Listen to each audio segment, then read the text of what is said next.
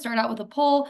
This is your webinar just as much as it is mine. So I wanted to give you an option to see if there's anything you want me to focus on a little bit more on today as I'm doing the live demo. So as far as what you know about ForesightAI, is there anything that you're most interested in learning about? First thing being solving for overstock, solving for stockouts, saving time reordering, saving time in guesswork, or everything. And it looks like it's a mix. A lot of folks saying everything, which makes sense. We will definitely go over everything and a little bit of saving time reordering. Awesome. So we can definitely do that as well. Got a couple more folks answering. Perfect. Okay, cool. I'm going to go ahead and end the poll there. But with that, we can go ahead and get started. So my name is Zoe. I'm an account manager here at Sin7. I've been here about 2 years, but have been pretty focused on ForesightAI for the last 6 months. So you're definitely in good hands. Like I was saying earlier, we have a Q&A, so please feel free to utilize that throughout the presentation. I'll try to keep an eye on it and answer questions as they come up within the module that we're currently looking at, but feel free to put anything that might pertain to ForesightAI in general. With that, we'll go ahead and get started. What is ForesightAI? So ForesightAI is a sales and inventory forecasting tool used to help you know what to order, when to order, and how much you should be ordering. ForesightAI is designed to take out the guesswork of your inventory management to give you back time in reordering and capital and stock out and overstock amounts. ForesightAI can also help make crucial business decisions in what products are performing well, allowing you to dig deeper into your business strategy to become more efficient and successful. With that, let's go ahead and hop into the demo. So once you log into ForesightAI, this is what you're originally going to see. If you are an Omni user, which hopefully you are, this is what the Omni demo is for today. The setup process is going to be super easy. Essentially, it's an API connection, and then ideally in Q1, I know that our engineering team is working on it becoming a module within Omni, so you won't necessarily have that connection. It'll be all readily available to you in Sin 7. But for now, this is going to be what you see when you log in. I really like it because I'm more visual. So on this right-hand side, we're going to have our forecast graph, and it's going to give you that snapshot of kind of where you are and where you're going. Green being your previous sales order history, and then to the right is going to be your forecast. So dark blue is going to be our sales forecast, light purple is going to be our safety stock, and red is going to be our inventory forecast. So a way to interpret this graph is you can see that we're bulking up our inventory forecast immediately. That means this demo data is probably prone to stockouts. Therefore, it's going to want us to have all of that in stock and start to work on that, as well as having some buffer stock. So working on that. And then over time, we're going to sell through maybe our other overstock. We're probably not going to need to order quite as much inventory because we've already had this initial buffer of having a lot of inventory. And then over time, we're going to get to this state where we're almost selling or almost buying exactly what we're selling, right? Working towards that inventory optimization. So ForesightAI is going to calculate this inventory forecast for you based on your sales forecast, and then also calculate for you the safety stock. So you can see that it's changing right now, and depending on what you're currently using for your safety stock, maybe you have a certain amount of stock on hand for like days at a time. Maybe you have a certain just like maybe a little bit more static of a minimum inventory on hand. But with this safety stock being dynamic and being movable based on your sales forecast, it's actually helping you ultimately ensure that you're not having too much stock on hand or too little stock on hand. And so it's able to help kind of like move over time up and down. That way it can save you time in that overstock amount. A couple other cool things about this graph is right now I have it in quantity, but you could also have it in dollar amount. And then we can also filter this graph depending on what data you want to see. So right now I'm looking across my entire portfolio, but I could say I want to look at a certain warehouse and I can see how the graph immediately changes. And I can also layer certain products on it. So for example, I could layer beer on it and I could see that probably in the summer months I do quite well, and in the winter I do a little bit less well. And we can see that it is a cycle, essentially. So we'll go ahead and click back to all in this case. And I'm also going to point out these numbers on the left-hand side, just kind of these ForesightAI tips. 20% is going to be the average sales increases. Growing items are the keys to your success. So you can click into here and actually see which products are driving your success. They are going to be winners, which I'll get into in a little bit. But essentially, it's going to tell you the increase in percentage on this right-hand side of the velocity of how much better the sales are doing. So it's going to be pretty easy to look at these and say, yeah, I should be focusing more of my attention on these, ensuring that they're stocked in. We don't want to have these be stockouts because these are easy wins for you to be selling and making profit, right? And you can export this as an XLS if you'd like. 44 is going to be the number of items most vulnerable to seasonal trends. It's advisable to give these more attention. What this means is, and taking a step back, Foresight AI needs at least 6 months of data and ideally 2 years so it can start to track these items that are seasonal. Why do we want to track seasonal items? Because ultimately you don't want these sitting around on your warehouse for an entire year if you have these in overstock. So Foresight AI is going to look at these and probably on a slimmer margin, keep a little bit of that safety stock because it's going to want you to sell through and not have it overstock, like I was saying. And you can also click into the products that are going to be seasonal. And then 83% is going to be your average sales forecast accuracy. And that's the confidence in Foresight AI to predict this forecast. Now, if your number is low, that's not necessarily something to worry about. As we can see, we have a pretty cyclical cycle within this demo data. Therefore, it's pretty easy for the computer to predict this year-over-year, month-over-month growth in conjunction with the cycles of your business overall. And again, we could see it on the product level, the warehouse level, et cetera. But this 83% is saying it's really confident in the future forecast that it's able to predict. However, if your number is lower, all Foresight AI is going to do is pad your safety stock a little bit more to account for any stockouts that may occur. And then over time, this is going to make micro adjustments to, because Foresight AI is syncing with Sin 7 every day, it's going to be making those micro adjustments using the AI. Taking another step back, Foresight AI's algorithm is based on your sales order history, AI, as well as algorithms. And so that's how it's coming up with this sales forecast as well as the safety stock, which is why then it would just account for a little bit higher of a safety stock. If you have any questions, feel free to put them in the Q&A. Otherwise, last couple things I want to touch on this page are this inventory health report.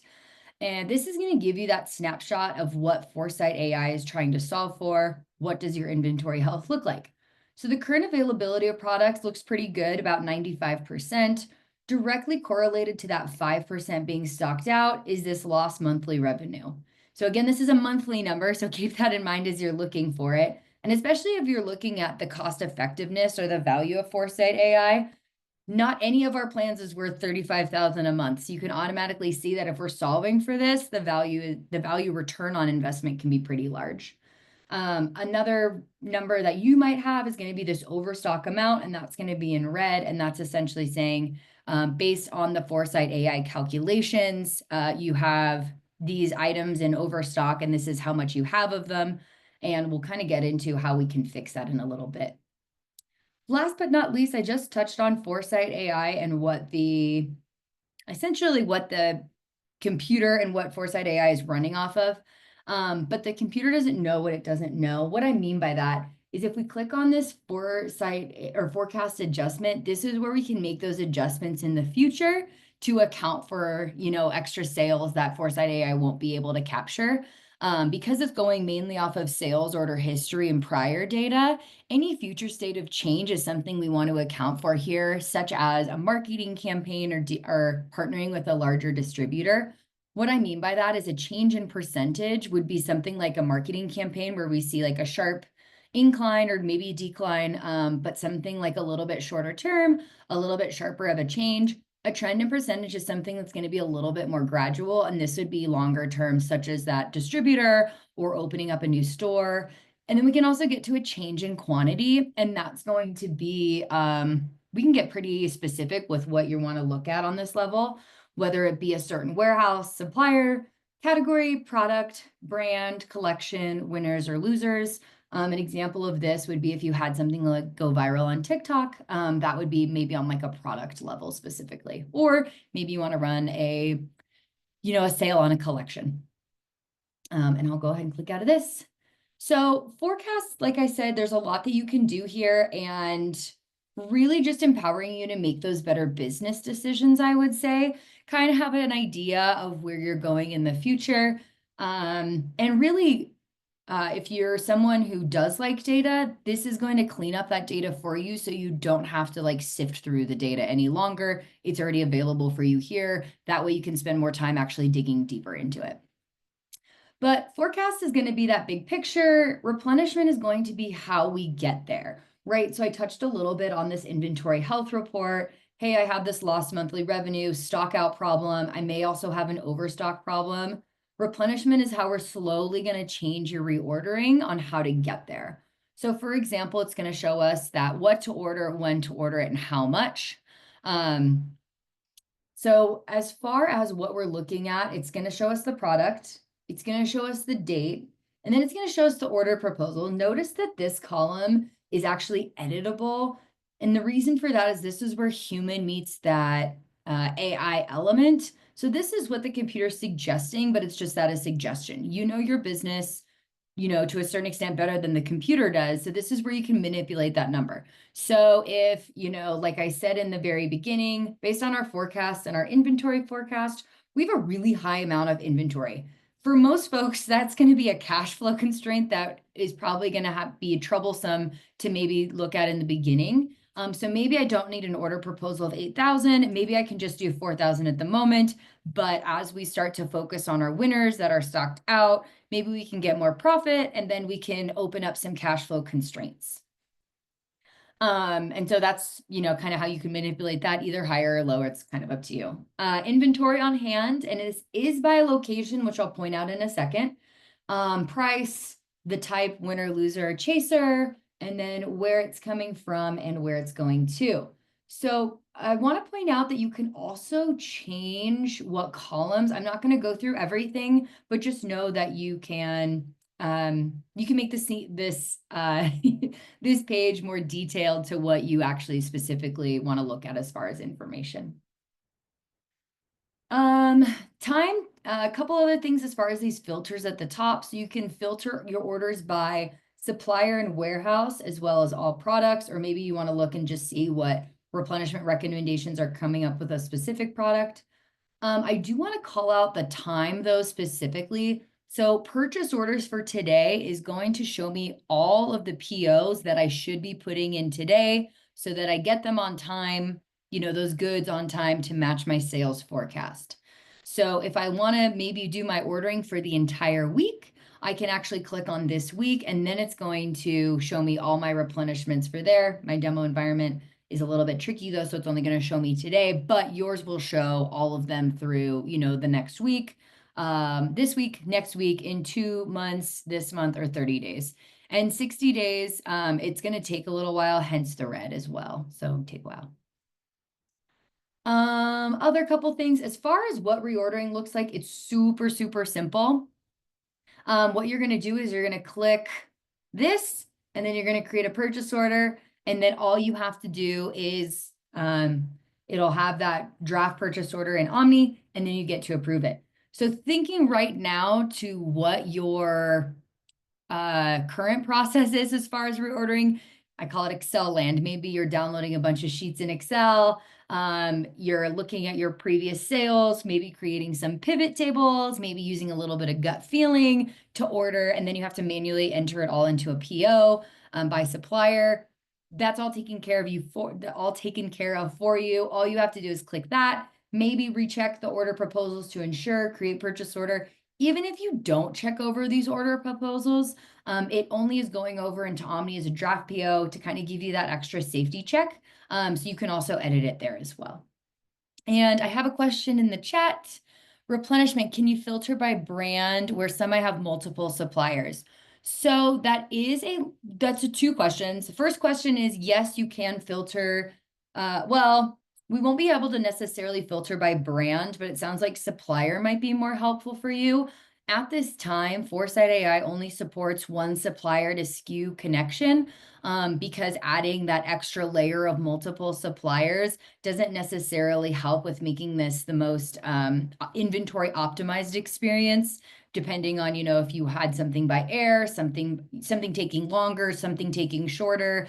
As far as this order proposal, like I said, it's going off of your sales order or the order proposal is going off of your sales order history, AI and algorithms, and it's also going off of your purchase order period and your lead times, which I will touch on in a little bit, but that's essentially like how frequently you're ordering, as well as how long it takes to get to you. So if you had two of those, it kind of wouldn't work super well with the computer on when to use one and when to use the other. So right now, one supplier per SKU.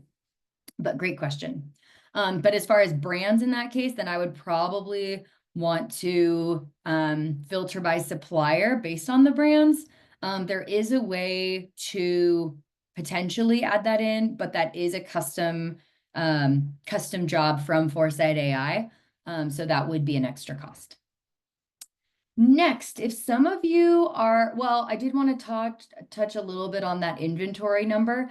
And the way that I wanted to touch on is show you how this actually shows not just a purchase order, but also stock movement, as far as maybe the way that inventory moves throughout your warehouses within your ecosystem.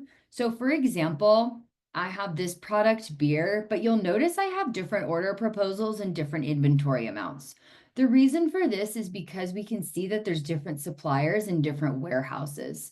So in this case, I have my initial order coming, or this one's going to be a transfer, but the second one is coming from a supplier and then going into my central warehouse. And then the first one and the third one, we can see that it's going from my central warehouse to my Sydney store and my Paris store. So if you have a little bit more complicated of a warehouse setup, this does account for that type of movement as a transfer here, on top of tracking movement as a regular purchase order.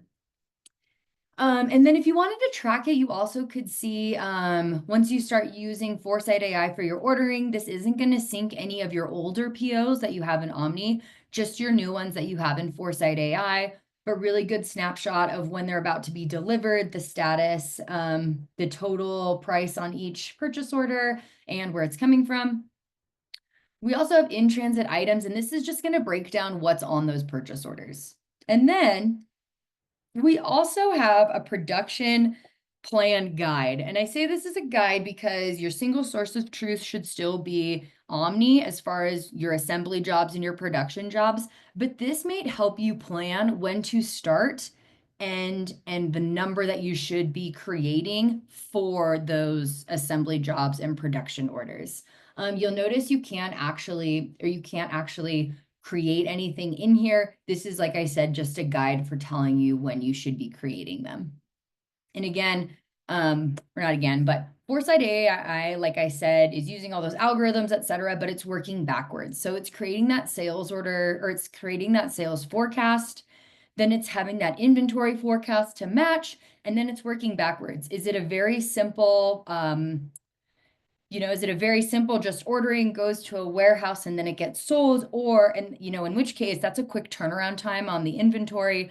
So you probably don't need to be thinking too far in advance, but once you add like complexities with your warehouse setup, with your production planning, I'm sure as a business owner, that can take a lot to keep track of and to plan so far out. So this is going to essentially help do that planning for you. And I saw that we might have had a hand raised. Please put your question in the Q&A and I will get to it at the end. But happy to answer any questions that folks may have. So that is the replenishment screen. It's really straightforward the longer you start to use it. Click on the items, but the nut and bolts of it is click on the items you want to order, make sure you've got the right order proposal, and then create the purchase order. So very straightforward. Next, we have our winners and our losers, and this is going to be a little bit more about what stock are performing well. Again, no more filing through Excel and creating pivot tables. This information is readily available and dynamic. And what I mean by that is it's constantly changing with the micro adjustments from the syncing daily with your real-time sales and your AI. So you may have an idea of what your winners, chasers, and losers are, but how frequently are you actually looking at that data? This is giving you a day-by-day change and update, and also by location. So in this case, you can also filter by warehouse, supplier, category, and product. Each of these is going to give, each category is also going to give you a snapshot of your overall stock value and the share, the percentage across all of your products. So as we're filing through this, why does that matter? So now you're going to be able to quickly and easily identify which products are driving growth and which ones are holding you back. And this is going to ultimately help you optimize your inventory level of winners to maximize revenue and then eliminate lost sales from stockouts.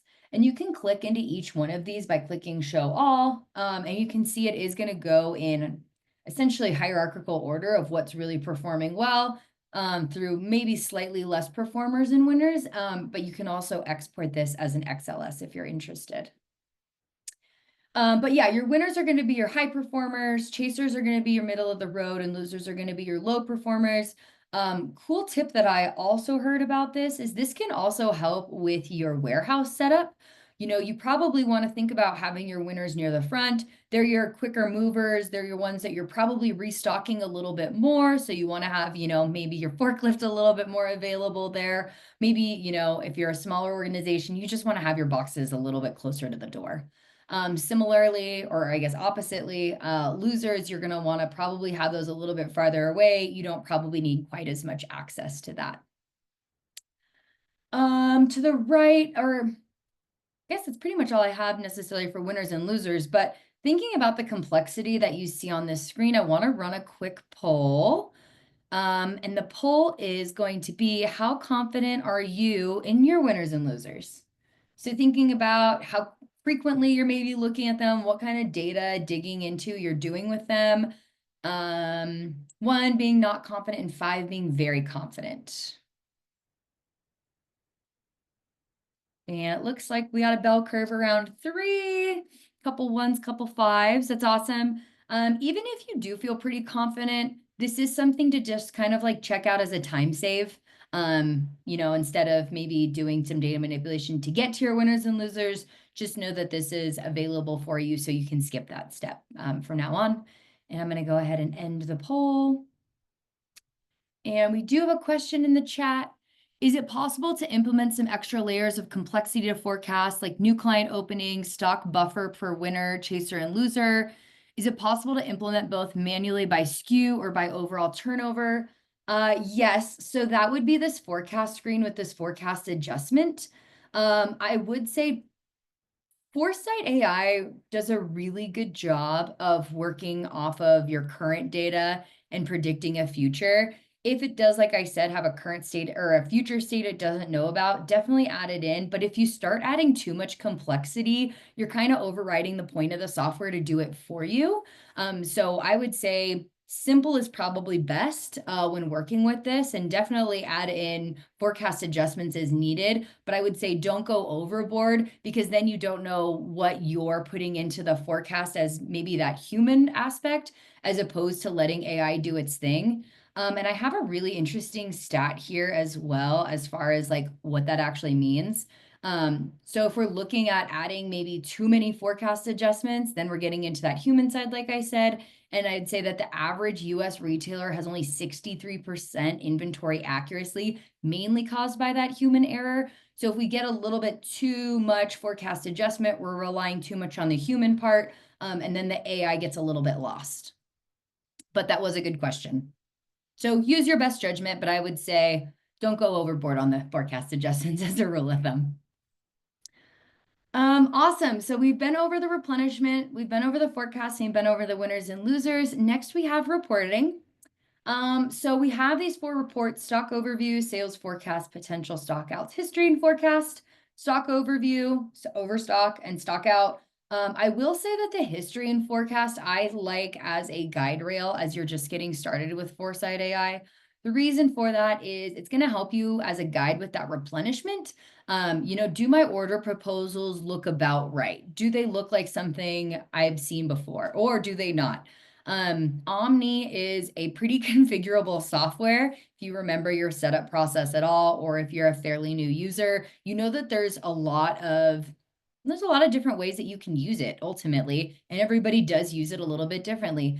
Therefore, when we're looking at our forecast and we're looking at where we're getting these numbers from, sometimes it might not be quite as straightforward. Therefore, we might see some numbers a little bit off. That's not necessarily something to worry about. It's just a data mapping that we need to reconfigure.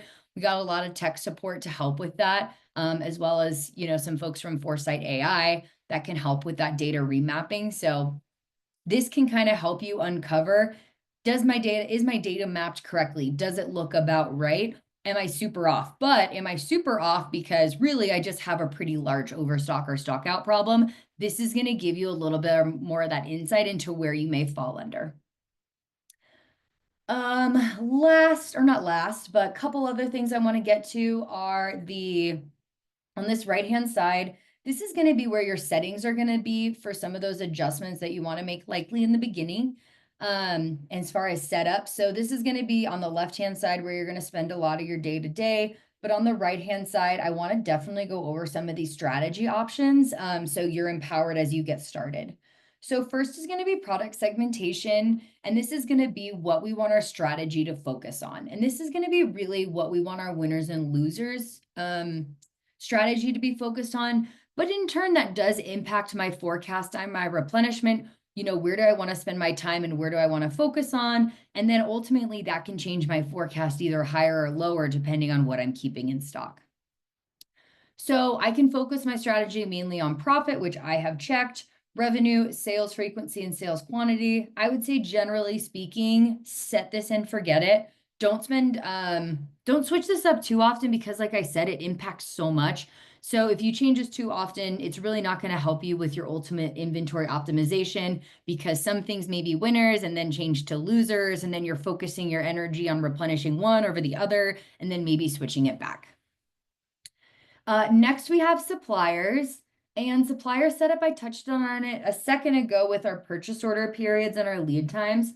So this is where you're going to set that up. And you can also set up a minimum order as well. So purchase order period is going to be how frequently you order, and lead times is going to be how often or how long it takes for you to get the items. So in this case for beta supplier, because I'm ordering once a week and I have a lead time of 2 days, I'm ordering very frequently and therefore probably not a lot of product. However, for this supplier C, I'm ordering every 2 months and my lead time is 125 days. So you can tell that I'm probably going to need to order pretty far in advance, and I'm going to need to order a lot of product. So you can see how this can impact that order proposal ultimately. And if you see a supplier here, this is going to take over all of your data from Sin 7. So if you see a supplier here that you don't use, don't necessarily worry about it. If you haven't used it in a while, the replenishment isn't going to have anything, isn't going to prompt you to use it at all. So there isn't necessarily a way to delete it. You just have to not use it, and you likely won't use it.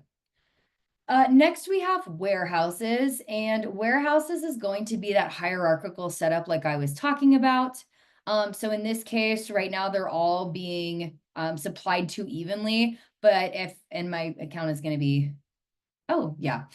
So you can see how I tucked the New York store under the central warehouse. So now I have goods moving from my supplier to my central warehouse and then to my New York store. So it's not necessarily going to go from supplier to the New York store. It has to filter through that central warehouse first. And then again, it's going to bring over everything from Sin 7. So if you don't have one in use, you can just check it as invisible. If you have production warehouses, make sure to designate those so Foresight understands that that's where assemblies and production jobs take place. And because that's a production, this is where you can set up what that looks like moving from the production to another store. So that transfer lead time, how long it takes to move, and then that transfer purchase period, how frequently you're moving data or how frequently you're moving your inventory.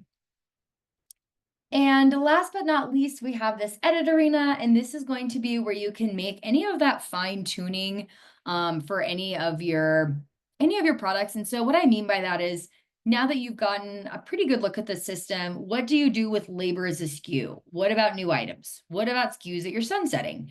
So this is where you're going to find all of that information. So what you'll do is click on product, and then it'll bring up a search bar. And so once you search it, click enter, it'll populate down here.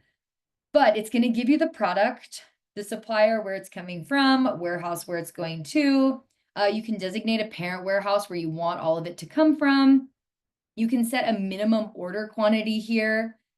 Packing as well. This would be how many come in a package. So 12 eggs come in a dozen.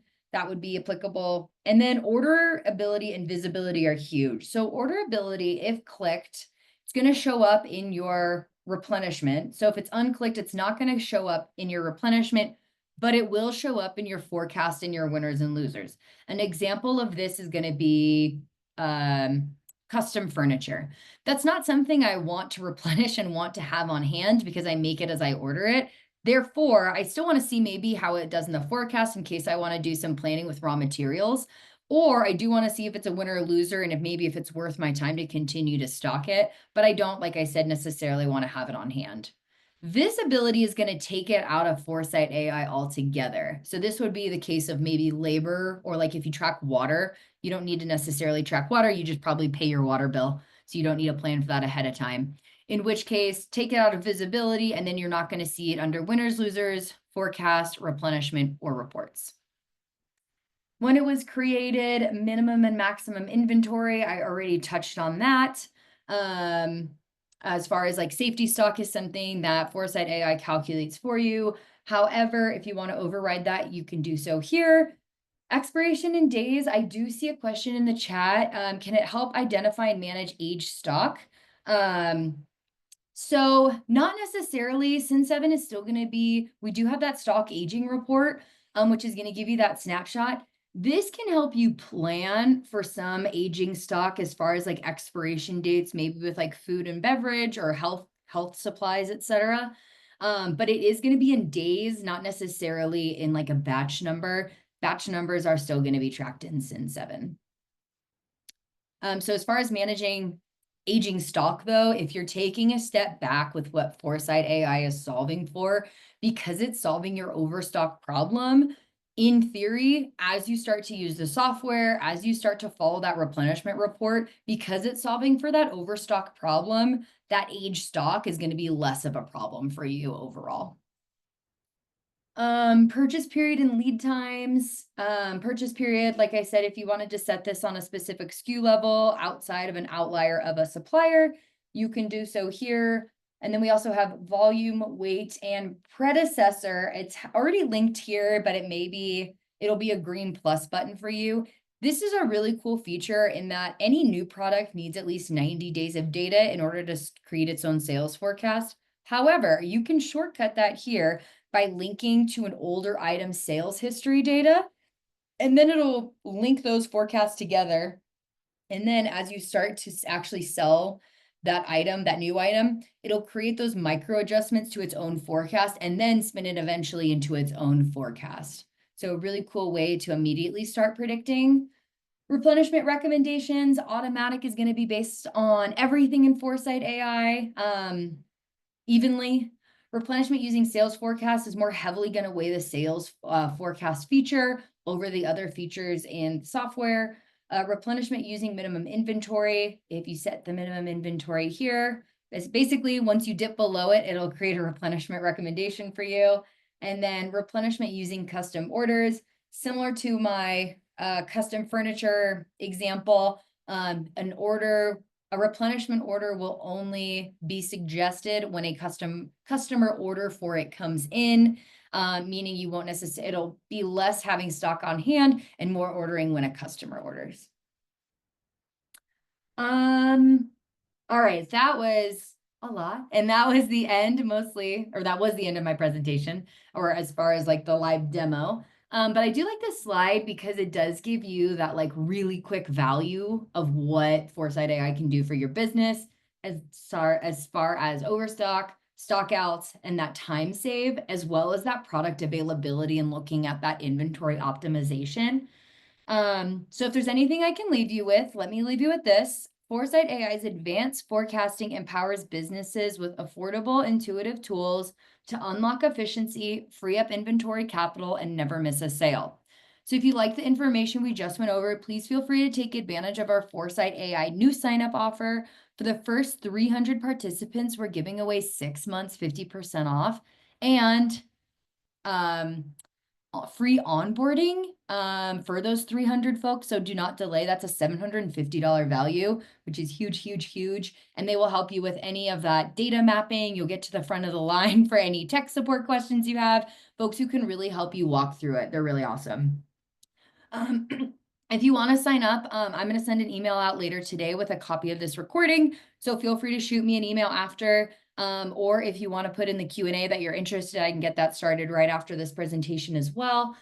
But other than that, thank you so much for joining. Like I said, I'm going to be sending out an email after this with the recording. So if you have any questions, feel free to put them in the Q&A now. Or if you have any later, feel free to shoot me an email.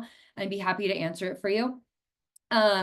But anyway, other than that, thank you so much for joining today and taking some time out of your day to explore Foresight AI and some of the benefits it could have for your business.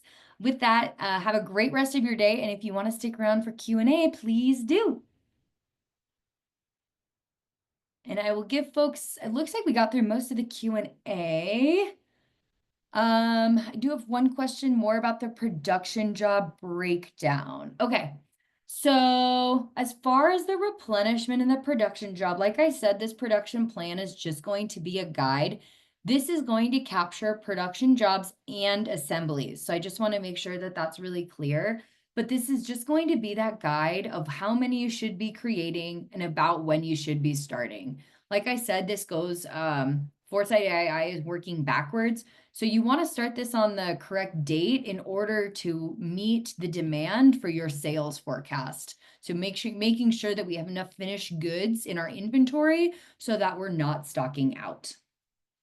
Another thing to note on this, though, is that we can actually see, this is what Foresight AI, language is slightly different, but bundles are going to be those assembly jobs and those production jobs. So you can edit them here, but really you can show the items.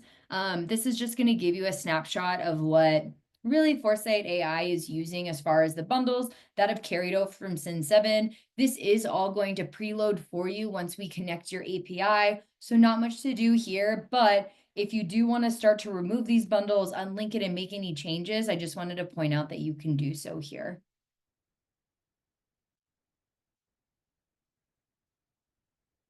And that was my only question, aside from the ones that I already answered in the chat. Any other questions any folks have? Give you a couple more seconds. If you have any last minute questions. No? Okay. Well, in that case, thank you so much for joining. I'm going to go ahead and end the webinar now. Again, feel free to ask me any questions over email, and I will be happy to answer those or set up another meeting if you have any further questions. With that, though, have a wonderful rest of your day, and we'll chat soon. Bye-bye.